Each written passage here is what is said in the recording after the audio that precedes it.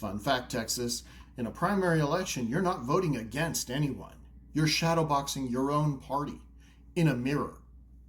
The official story that they tell us is that the primaries are democracy in action, voters bravely choosing the best candidate.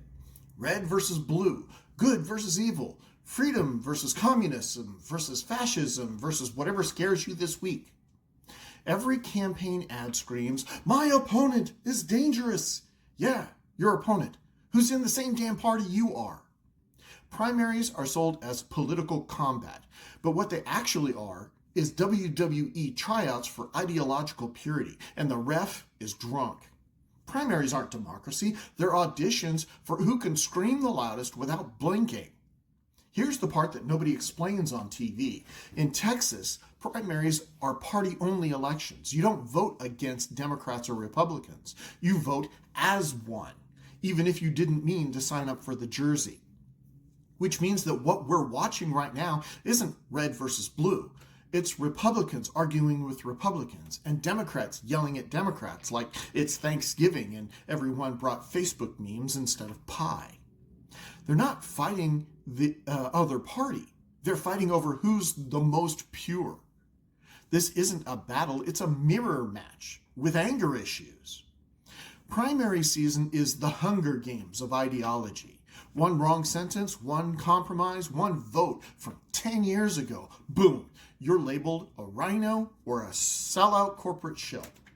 Republicans shout, "I'm the real conservative." Democrats shout, "I'm the most democratic Democrat." And the voters are like, cool, so which one of you can actually govern? Answer, none of them.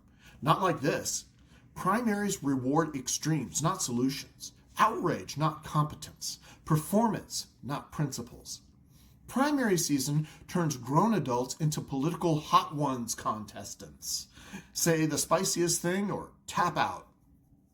Here's why I'm outside the cage match. Because liberty doesn't come from purity tests. It comes from coalitions, from decentralization, from accountability that doesn't need a party whip. As a libertarian, I don't run toward the extremes in March just to sprint away from them in November.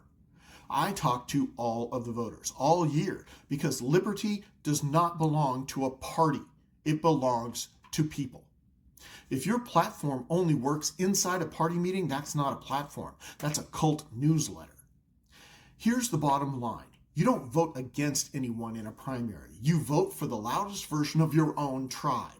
And then everyone else gets shocked when the general election choices feel insane. You didn't get tricked, you got exactly what the system rewards. Here's the challenge. If both parties keep feeding authoritarian red-flavored or blue-flavored nonsense, maybe the answer isn't picking a better cage fighter. Maybe it's walking out of the cage. I'm not here to split votes. I'm here to split illusions. If your only political strategy is vote harder, you're not participating, you're coping. So question, and be honest, when was the last time a primary made your choices better and not louder? Drop it in the comments. Share this with someone who's still shadowboxing.